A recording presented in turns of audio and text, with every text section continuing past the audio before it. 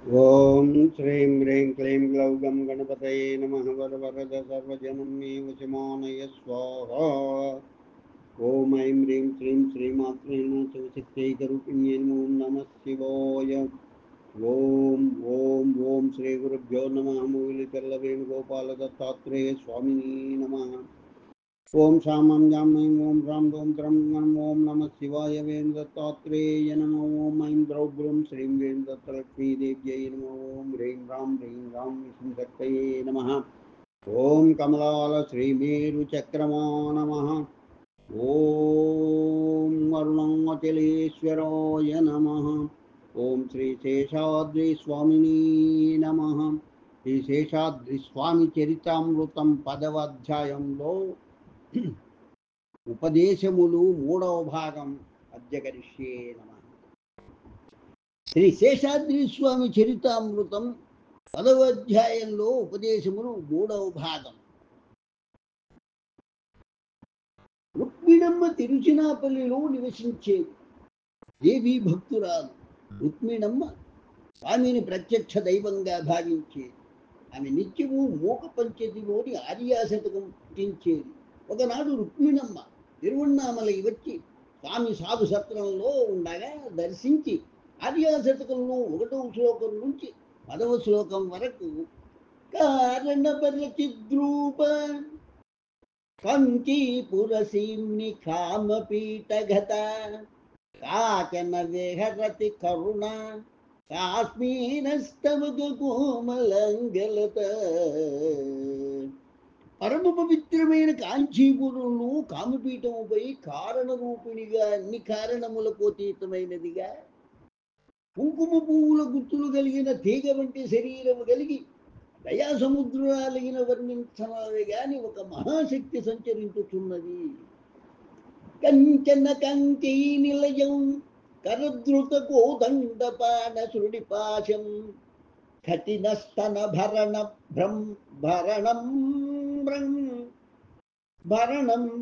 భరణం కైవల్యానందగంధమవలంబే కంచన కాచే నిలయం కరద్రుత కోదండపాన శృడిపాశం కఠినస్తన భరణం కైవల్యానందకందమవలంబే. ఆ శక్తి కాంచీనగరములకు నుదిటి తిలకం వంటిది. ఆమె తన 4 చేతులతో పాశము, విల్లు, బాణములు, అంకుశము మొదలైన ఆయుధములను ధరించి ఉన్నది. తన మాతృస్థానముల బరువుచే వంగి ఉండి సకల జగత్తుకు మోక్షమును ప్రసాదించుతున్న అతను ప్రార్థించుతున్నాను.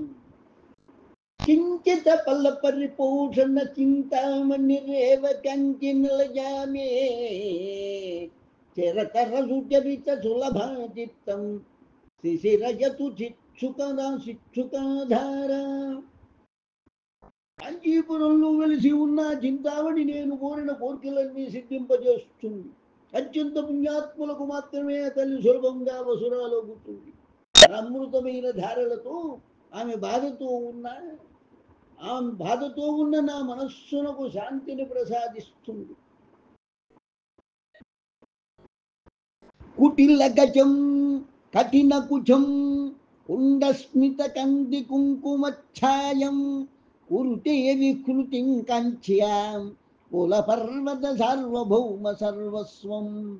వంకీలు కలిగిన దేశపాశములు కఠినములైన మాతృస్థానములు, మల్లె పువ్వుల తెల్లని కాంతి గల చిరునవ్వు, కుంకుమ వంటి ఎరుపు వర్ణము కలిగిన దేహ కాంతి కలిగి పర్వతరాజైన హిమవంతుని గారాభాల పట్టి కాంచీపురమునందు సంచరించుతున్నది.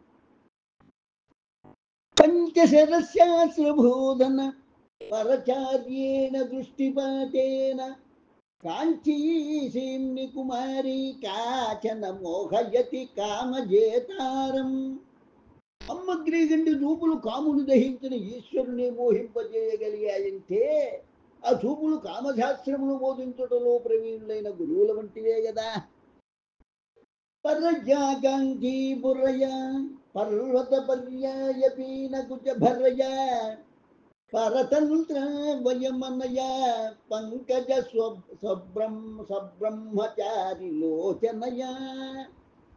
పర్వతములను మూలి సర్వజగత్తుకు పోషణకారకములైన మాతృస్థానములతో పద్మముల వంటి కన్నులతో అంచీపురములో వెలిసిన మాతకు నేను దాసానుదాసుడను.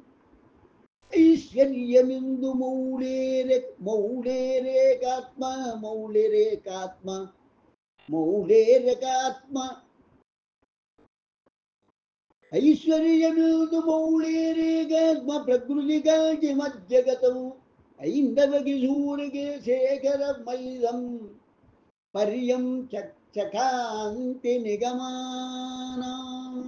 ఈశ్వరునికి ఐశ్వర్యప్రదాత అద్వైత జ్ఞానము ప్రసాదించున్నది, సర్వవేదముల సారమైనది, చంద్రరేఖను శిరస్సును ధరించినది అయిన తల్లి కాంచీపుర మధ్యములో వెలుగుచున్నది. శ్రితకంపాసీమానం శిథిలిత పరశివ శ్రితకంపాసీమానం శిథిలిత పరమశివ ధైర్య మహిమానం కలయే పాటలిమానం కంచన కంచికిత భువన భూమానం.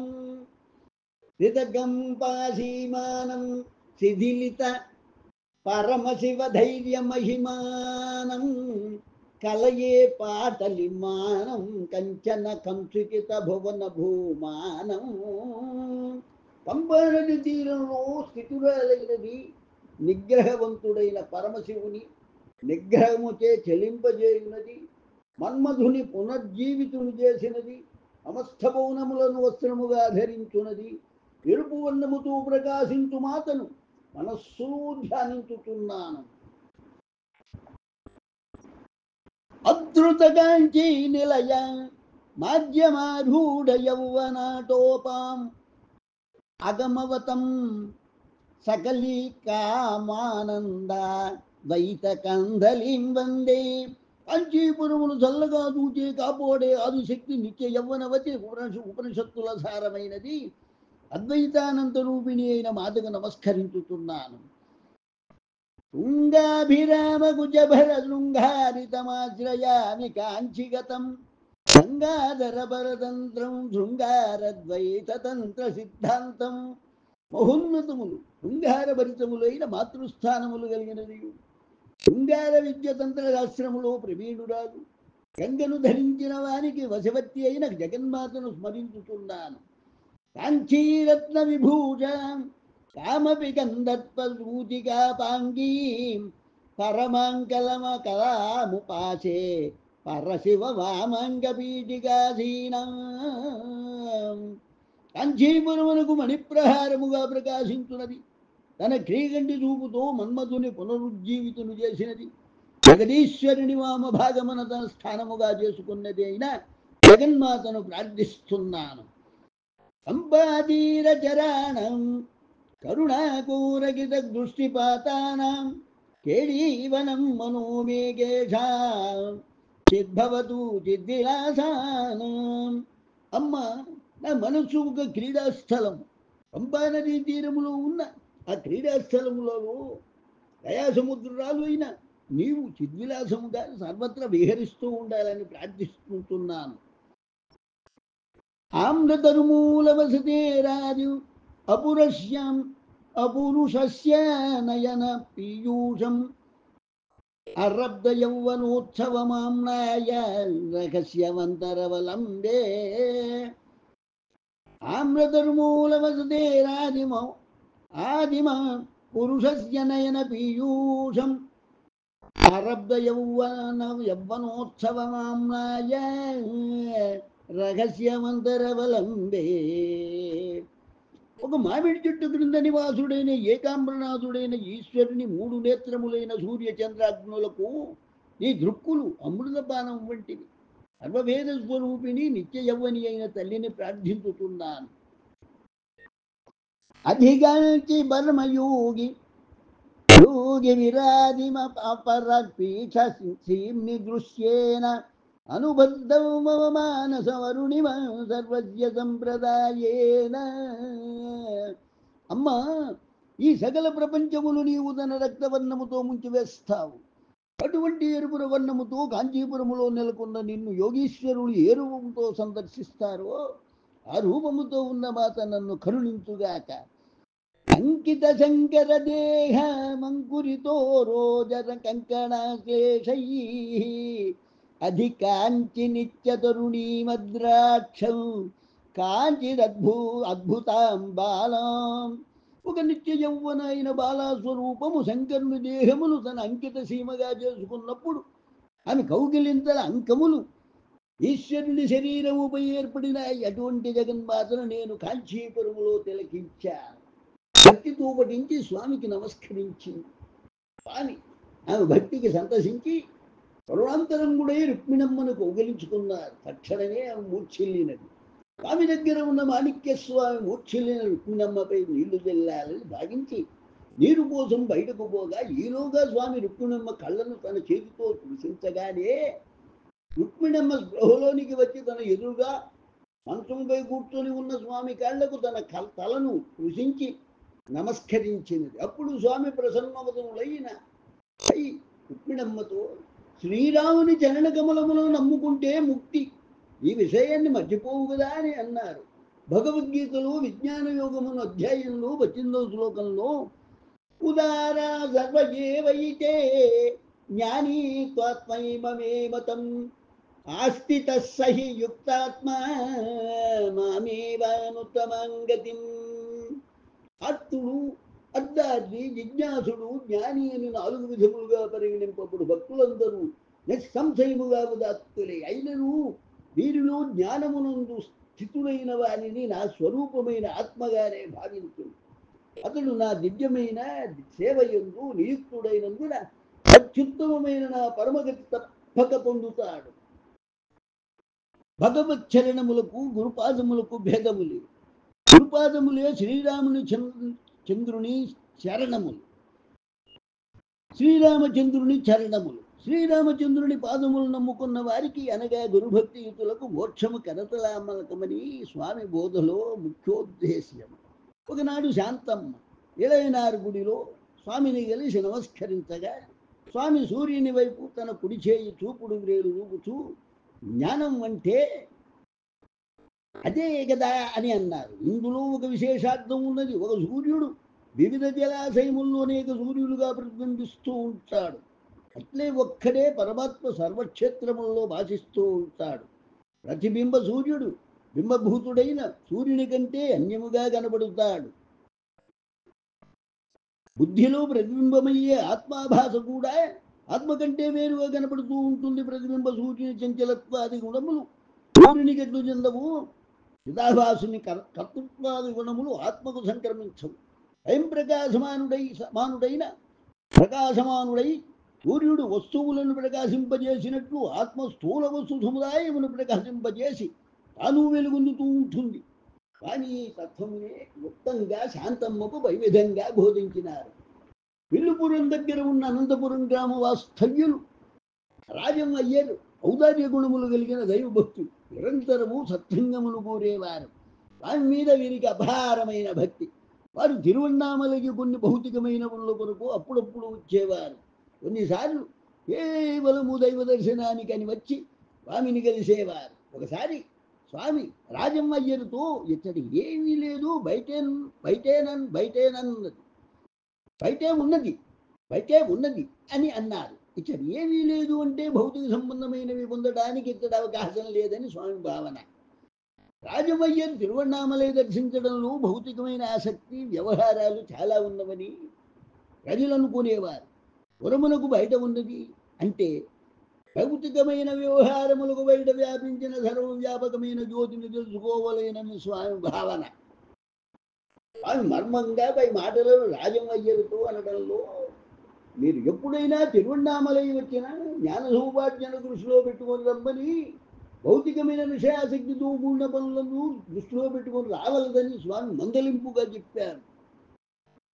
వేరొక సందర్భంలో రాజమయ్యరు స్వామిని ఇళయనారు గుడిలో కలియగా స్వామి అతనితో యముణ్ణి జయించని వాడు ఒక మనుష్యుడా అని ప్రశ్నించినాడు. యముణ్ణి జయించని వాడు ఒక మనుష్యుడా అని ప్రశ్నించినారు. ధృతరాష్ట్రుడు సనాసుజాత మహర్షిని చూచి మృత్యు అనేది లోకంలో ఉన్నదా అని ప్రశ్నించారు. అందుకు మహర్షి ప్రమాదం వై ముత్యు మఘం భ్రవీమి సదా ప్రమాదం అమత్వం భ్రవీమి అని అన్నారు. ప్రమాదం అంటే బ్రాహ్మీ స్థితిలో లేకపోవడము లేదా ఆత్మనివృత్తిలో లేకపోవడం, అదే మృత్యు. జన్మమరణ ప్రవాహములో చిక్కుకొనడము ఈ ప్రమాదం మూలమునని. అట్టి మృత్యువును జయింపని వాడు ఒక మనుష్యుడా అని స్వామి ప్రశ్న. సాధ్యమైనంత వరకు ప్రవృత్తి నుంచి తప్పుకొని నివృత్తి మార్గం అనుసరించవల్లని తిరువణ్ణామలైలో నివసించమని స్వామి రాజమయ్యలకు బోధించారు. స్వామి ఒకనాడు సాధుసత్రంలో అరుగు మీద ఉన్న 2 స్తంభముల చుట్టూ చిన్న పిల్లవాని వలె వేగంగా తిరుగుతున్నారు. ఆ సమయంలో శివరామ శాస్త్రి, వారి తండ్రి సుందర శాస్త్రి, శివరామ శాస్త్రి స్నేహితుడైన ఒక సంస్కృత విద్వాంసుడు ముగ్గురు కలిసి స్వామిని చూడ్డానికి రాగా స్వామి స్తంభముల చుట్టూ తిరుగుతూ ఉండట చూచి సంస్కృత విద్వాంసులకు ఆశ్చర్యం కలిగించినది. స్వామికి ఏదైనా మతిభ్రంశము కలిగినదా అనే సందేహంతో ఆ సంస్కృత విద్వాంసుడు అపితే విస్మృతి అని ప్రశ్నించారు. అందుకు స్వామి అతత్వ జగతో విస్మృతి నాటు బ్రహ్మణ అని బదులు చెప్పారు. విస్మృతి అంటే మరిచిపోవడం, మరొక అర్థం ఉన్మత్తత, పిచ్చిదనం. అపితే విస్మృతి అన్న ప్రశ్నలో నీకేమైనా చిత్తభ్రమణ అన్న ప్రశ్న ఉంది. అందుకు స్వామి విస్మృతి లౌకిక విషయములో బ్రహ్మ విషయములో కాదు అని బదులివ్వగా విద్వాంసుడు నివ్వెరబోయెను. సేలం దగ్గర చందమంగళం గ్రామంలోని స్కందాశ్రమములకు చెందిన స్వామి స్వయం ప్రకాశానంద పూర్వాశ్రమంలో తిరువణ్ణామలలో కొంతకాలం ఉండి రమణ మహర్షికి శేషాద్రి స్వామికి సేవలు అందించినారు. వారికి క్షేత్రాటనంటే అభిలాష. వారు రామేశ్వరం, కాశీ, హరిద్వారం, బదరికాశ్రమం మున్నగు క్షేత్రాలు సందర్శించారు. స్వామి అతనితో క్షేత్ర సందర్శన పేరుతో కాలం వృధా చేయవద్దని, ఒక చోటునే స్థిరంగా ఉండమని చెబుతూ పోయేదెక్కడికి వచ్చేదెక్కడికి, నేను నాలో ఆత్మస్థితుడై ఉన్నాను కదా, నీవు నీలో ఆత్మస్థితుడై ఉండు అని సలహా చెప్పారు. కాశీక్షేత్రం శరీరం త్రిభువన జననీ వ్యాపిని జ్ఞాన గంగా భక్తి శ్రద్ధా గయేయం నిజ గురు చరణ ధ్యాన యోగ ప్రయాగ విశ్వేశోయం తురీయ సకల జన మనఃసాక్షి భూతాంతరాత్మ దేహే సర్వం మదీయే యది వసతి పురస్తేదమన్యత్కిమస్తి అని ఆదిశంకరాచార్యులు కాశీవంతికంలో అన్నారు. శరీరమే కాశీక్షేత్రం, త్రిభువన జనని జ్ఞానగంగయే ప్రవాహం, భక్తి శ్రద్ధలే గయ, గురుచరణములు ధ్యానించడమే ప్రయాగ, గురుచరణములు ధ్యాన యోగం. తురీయుడైన విశ్వేశ్వరుడే ఆత్మ మరియు సాక్షి అన్నీ నా శరీరంలో ఉండగా ఇక వేరే తీర్థములు ఎందుకు? పరపూజలో శంకరులు కిం కరోమి క్వ గచ్ఛామి కిం గృహ్ణామి త్యజామి కిం ఆత్మనా పూరితం సర్వం మహాకల్పంబునా సదా అని ఉల్లేఖించారు. మహాప్రళయంలో ఎక్కడ చూసినా జలవి, ఎటు చూసినను ఆత్మతో నిండి ఈ సావాస్యంగా ఈశావాస్యంగా కనపడుతున్నది. దేన్ని గ్రహించడం, దేనిని వదలడం, ఎక్కడికి పోవడం, ఎక్కడికి రావడం, వారి వారి స్వరూపాలలో ఉండడమే క్షేత్రాటనము అని స్వామి బోధించారు. ఒకనాడు తిరువచ్చనాపల్లి నివాసి ఏవి గోపాలాచారి వేదాంత గోష్ఠి జయం తిరుమన్నామలైకి వచ్చినాడు. ఆ గోష్ఠికి స్వామి కూడా వచ్చి గోపాలాచారి చెప్పిన ఒక శ్లోక వివరణను వ్యతిరేకించగా గోపాలాచారి వినమ్రుడై స్వామిని సత్యాన్ని తెలుపు ప్రార్థించారు. అప్పుడు స్వామి మహానారాయణోపనిషత్తులోని ద్వాదశానువాకమునందలి 17వ శ్లోకాన్ని ఉల్లేఖించారు. వేదాదౌ స్వర ప్రోక్తో వేదాంతే చ ప్రతిష్ఠితః తస్య ప్రకృతిలీనస్య యః పరః సహ మహేశ్వరః. వేదముల మొదటను ఉపనిషత్తుల యందును ప్రతిష్ఠింపబడి ప్రతిపాదింపబడి ధ్యాన సమయమున ప్రకృతి యందు లీనముగు ఓంకారము కంటే అతీతమైనది ఏది ఉన్నదో అతడే మహేశ్వరుడు. ప్రణవోచ్చారణలో ధ్యానంలో అకార ఉకారం అకారముల స్వరము ప్రకృతికి మూల కారణమైన పరమాత్మలో ఉదకు లీనమవుతున్నది. ఆ నాదాతీతుడే మహేశ్వరుడు. అరుణాచలములు గారు ఒకనాడు స్వామిని కలిసి నమస్కరించగా, స్వామి అతనితో వాల్మీకి రామాయణం చదవండి, సత్యం ప్రకాశిస్తుంది, జ్ఞానం వస్తుంది, సుందరకాండ 7 సార్లు పారాయణ చేసిన మోక్షం లభిస్తుంది అని బోధించారు. తిరువణ్ణామలై నివాసులైన సుబ్రహ్మణ్య మొదలయ్యారు అతని తల్లి అలగరదమ్మ, అలగరదమ్మ, అతని భార్య కామాక్షి రమణ మహర్షికి శేషాద్రి స్వామికి అరుదుగా భోజనం పెట్టేవారు. కామాక్షి ఎడల స్వామి ప్రసన్నులై ఆమె ఆధ్యాత్మికోన్నతికి బోధ చేశారు. అరుణాచల అరుణాచల అంటూ నిరంతరం స్మరించిన మోక్షప్రాప్తి అని బోధించి ఆమెను నిరంతరం అరుణాచలుని స్మరించేటట్టు స్వామి అనుగ్రహించారు. ఆర్ముగస్వామి స్వామికి అత్యంత సన్నిహిత భక్తుడు. స్వామి ఎలయనారు గుడిలో ఉండగా పరిచర్యలు చేసేవారు. స్వామి నిద్రపోవడాన్ని సహజంగా ఆక్షేపించేవారు. ఆమె వద్దనే ఉండి సేవలు అందించే మాణిక్య స్వామితో నిద్రపోవద్దని స్వామి పలుమార్లు చెప్పినారు. ఒకనాడు స్వామి ఆర్ముగ స్వామితో, నువ్వు ముద్దువలే నిద్రపోతున్నావు, చెప్పులు కుట్టేవాడా, ఓ తుంటరివాడా, రైలు బండి తోలుతావా, చెత్త బండి తోలుతావా, నిద్రపోవద్దు, ధ్యాన నిమగ్నుడు గమ్ము, శ్రీరామచంద్రుని ధ్యానించు అని అన్నారు. ఇక్కడ చెత్తబండి అంటే ప్రాపంచిక వ్యవహారములతో కూడిన జీవితం అని అర్థం. రైలు బండి అంటే ఆధ్యాత్మిక జీవితం అని అర్థం. రైలు బండి అయినా చెత్తబండి అయినా నడిపేటప్పుడు శోధకుడు ప్రతిక్షణం నిద్రపోకుండా జాగరూకుడై ఉండాలి.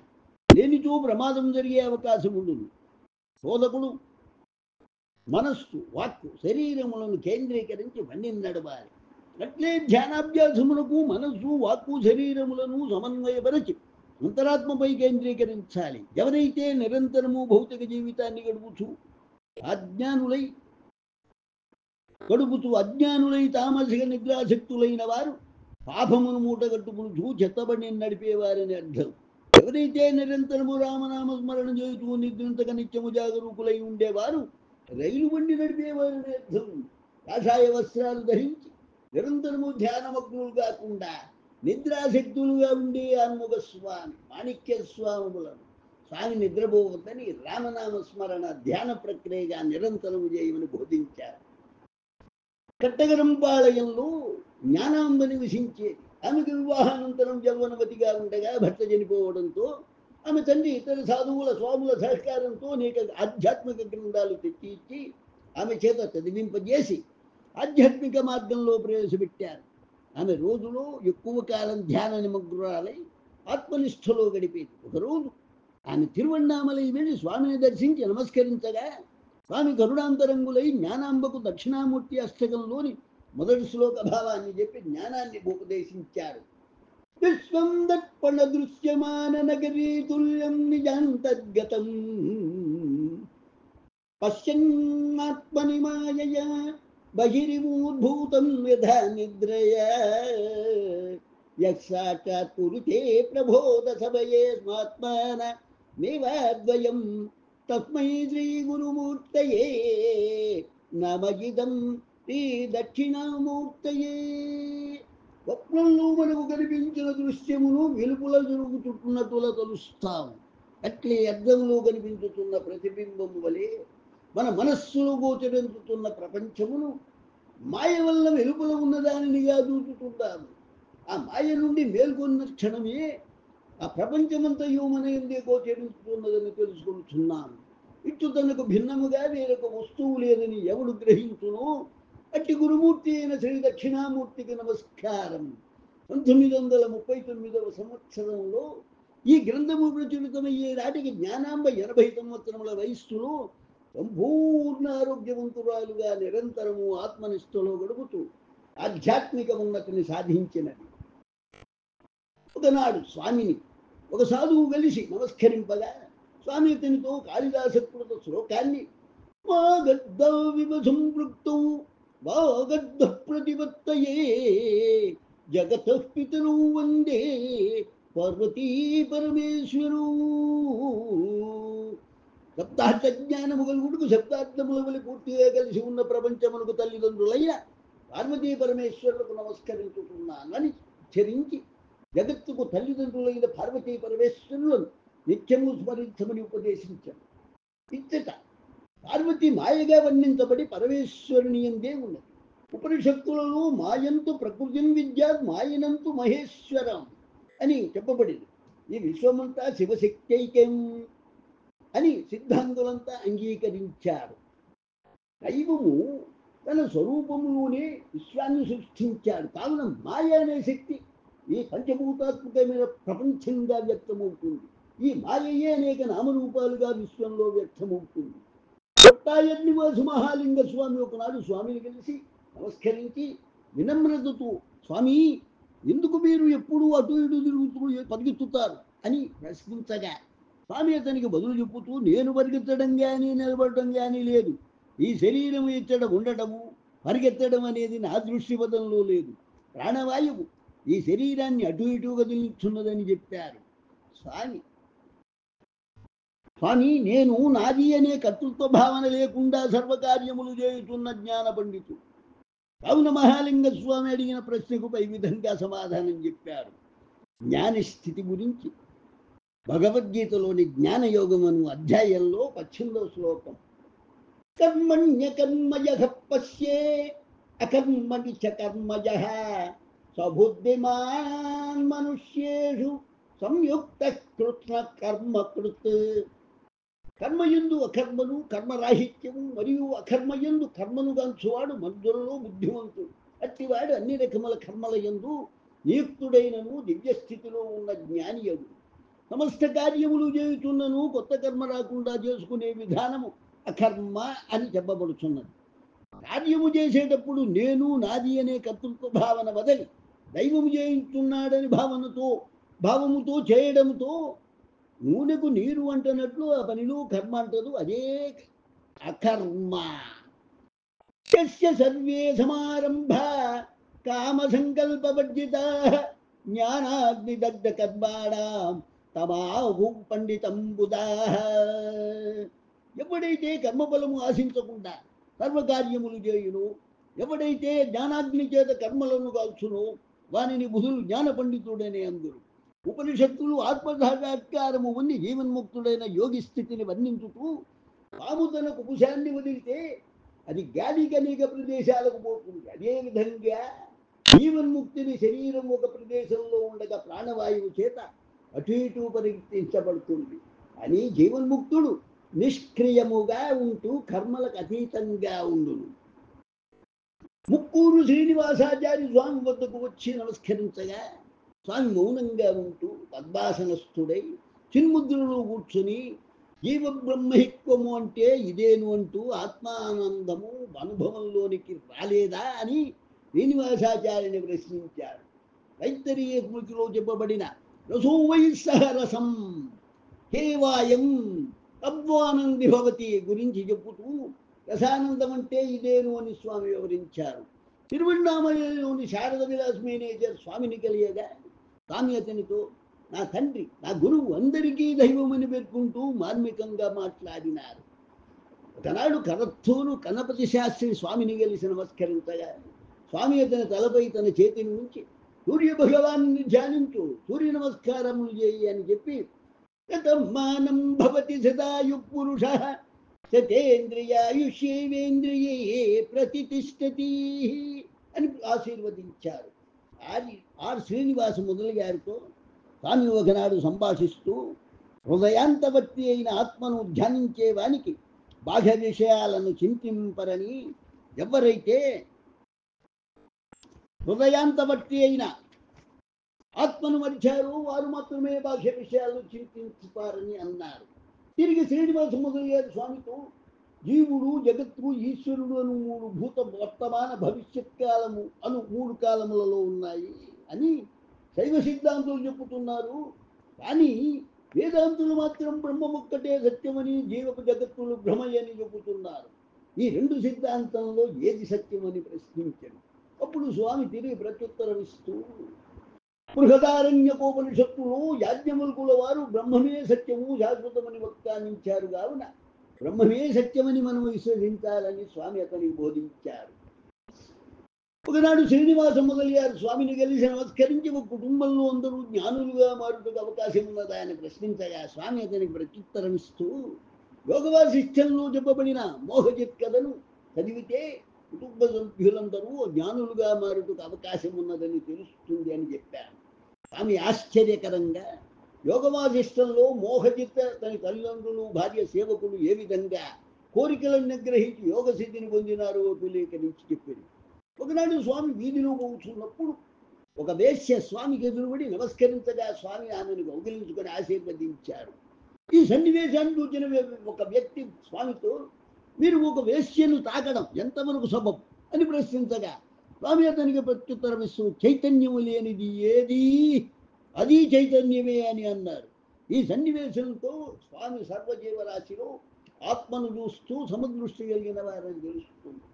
ఒకనాడు స్వామి సివి సుబ్రహ్మణ్య అయ్యర్తో నీవు నిరాహారిగా ఉంటే మోక్షాన్ని పొందగలవు, వైరాగ్యము అహరిస్తే మోక్షం అని బోధించారు.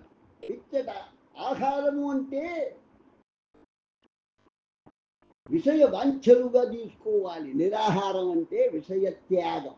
ఎవరైతే విషయ వాంఛలును ఆహారముని త్యజించుతారో వారికే మోక్షము, చిత్తవృత్తి నిరోధమే మోక్షం.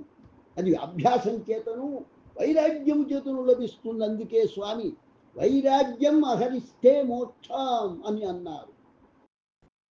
ఒకనాడు స్వామి ఒక బర్రెను వేగంగా చూస్తూ ఉంటే శ్రీ నారాయణ స్వామి అయ్యర్ గమనించి స్వామితో స్వామి మీరు ఎందుకు బర్రెను వేగంగా చూస్తూ ఉన్నారని ప్రశ్నించారు. అప్పుడు స్వామి అతనికి ప్రత్యుత్తరం ఇస్తూ ఇది బర్రెనా, ఇది బర్రె కాదు బ్రహ్మమని అనండి అని అన్నారు. సర్వ చరాచర జీవరాశిని బ్రహ్మంగా చూచే స్వామి బర్రెలు కూడా బ్రహ్మాన్ని చూడగలిగారు. వెంకటస్వామి నాయుడు అను వ్యక్తి స్వామి వద్దకు వచ్చి నమస్కరించగా స్వామి అతనితో కోపాన్ని నిగ్రహించు, ఒకరు నిన్ను కొట్టినా అతన్ని తిరిగి కొట్టకు, దూషించకు, అనేక మంది దేవతలను పూజించక ఒకరినే నమ్మి పూజించు, ప్రమాదములు పడినప్పుడు ఆ దేవత నిన్ను రక్షించగలదు అని విశ్వబోధ చేశారు. అద్వంబాడి కృష్ణస్వామి శాస్త్రి ఒకరోజు స్వామి దర్శనానికి అరుణాచలేశ్వరుని గుడికి వెళ్ళగా స్వామి కృష్ణస్వామి శాస్త్రి భుజంపై చేయి వేసి 3 సార్లు నంది చుట్టూ ప్రదక్షిణ చేసి ఈ క్రింది మంత్రాన్ని ఉపదేశించి నిరంతరం చెప్పించమని చెప్పారు.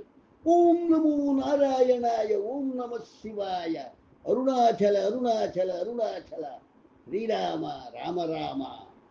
1939వ సంవత్సరంలో ఈ గ్రంథము ప్రచురితమయ్యే సమయానికి కృష్ణస్వామి శాస్త్రి స్వామి ఉపదేశించిన పై మంత్రాన్ని నిరంతరం జపిస్తూ ఉండేవారు.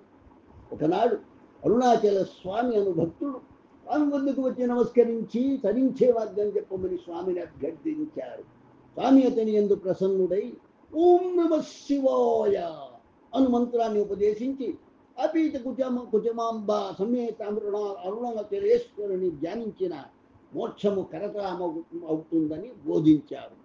తిరుచునాపల్లి వాస్తవ్యులైన సుబ్బుభాగవత దైవభక్తుడు మరియు పండితుడు నిరంతరము మహాత్ముల సత్సంగాన్ని అభిలషించేవారు. ఒకనాడు సుబ్బుభాగవతారు తిరువణ్ణామలై వచ్చి స్వామిని దర్శించి నమస్కరించి అరటి పండ్లను స్వామికి సమర్పించారు.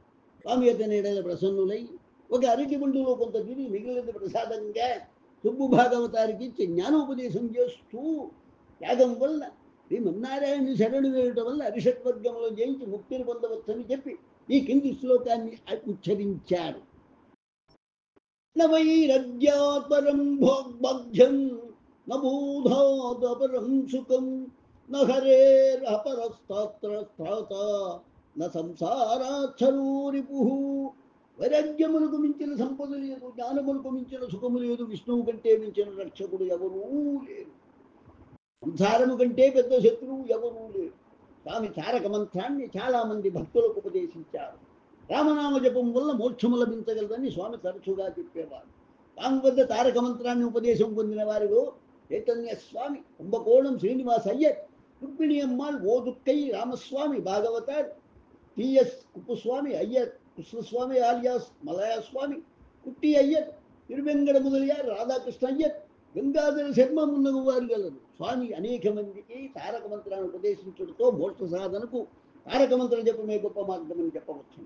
రాధాకృష్ణ స్వామి అఖిల భారత సాయి సమాజ అధ్యక్షులు, షిర్డీ సాయిబాబా భక్తుడైన బివి నరసింహస్వామి 1941 సంవత్సరంలో అఖిల భారత సాయి సమాజాన్ని స్థాపించారు. వీరు తొలుత తిరువణ్ణామలై వచ్చి రమణ మహర్షిని సేవించి రమణ మహర్షి జీవిత చరిత్రను రచించారు. శేషాద్రి స్వామిని కూడా కలిసి ఆశీస్సులు పొందారు. కులమని నారాయణ శాస్త్రి రాసిన శేషాద్రి స్వామి చరిత్రమును గ్రంథమునకు ముందు మాట కూడా వీరే రాశారు. వీరు తిరువణ్ణామలై వదిలి షిర్డీ వెళ్ళి సాయిబాబా భక్తులైనారు. వీరు తొలుత దక్షిణ భారతదేశంలో సాయి భక్తిని ప్రచారం చేశారు. 1952 సంవత్సరంలో చెన్నైలో తొలుత సాయిబాబా మందిరాన్ని నిర్మించారు. బివి నరసింహస్వామి 1956లో దేహత్యాగం చేసే ముందు అఖిల భారత సాయి సమాజ అధ్యక్షులుగా రాధాకృష్ణ స్వామికి బాధ్యతను అప్పచెప్పారు. రాధాకృష్ణ స్వామి 1906 సంవత్సరంలో తిరుచునాపల్లి దగ్గర కొయ్యమణి అనే గ్రామంలో జన్మించారు. చిన్న వయస్సు నుంచి ఆధ్యాత్మిక వాసన ఏర్పడడంతో మహాత్ములను యోగులను కలిసేవారు. 1928 సంవత్సరంలో తొలుత వీరు తిరువణ్ణామలై వచ్చి శేషాద్రి స్వామిని గెలిచారు. స్వామి వీరికి 3 గులకరాళ్ళు ఇస్తూ వాటిని తినమని చెప్పారు. రాధాకృష్ణ స్వామికి గులకరాళ్ళు ఎట్లా తినాలి, శేషాద్రి స్వామి భావన ఏమిటి అని సందేహం కలిగి రమణ మహర్షిని కలిసి శేషాద్రి స్వామి చెప్పిన మాటను విన్నవించుకున్నాడు. అప్పుడు రమణ మహర్షి రాధాకృష్ణ స్వామితో 3 గులకరాళ్ళు త్రిగుణాలకు సంకేతం. గులకరాళ్ళు అని తిని ఆరగించడం త్రిగుణాలను దాటి గుణాతీతుడు గమ్మని భావన అని చెప్పి ఆశీర్వదించారు. కొంతకాలం తరువాత వీరు సాయినాథుని భక్తుడై బివి నరసింహస్వామికి అనుచరుడై వారి తదనంతరం అఖిల భారత సాయి సమాజ అధ్యక్షులుగా ఉంటూ సాయి భక్తిని ప్రబోధించారు. ఇది శ్రీ శేషాద్రి స్వామి చరితామృతం 10వ అధ్యాయంలో 3వ భాగం సంపూర్ణమైనది. 10వ అధ్యాయం సంపూర్ణమైనది. లోకా సమస్తా సుఖినో భవంతు, లోకా సమస్తా సుఖినో భవంతు, లోకా సమస్తా సుఖినో భవంతు. ఓం శాంతి శాంతి శాంతి. స్వస్తి.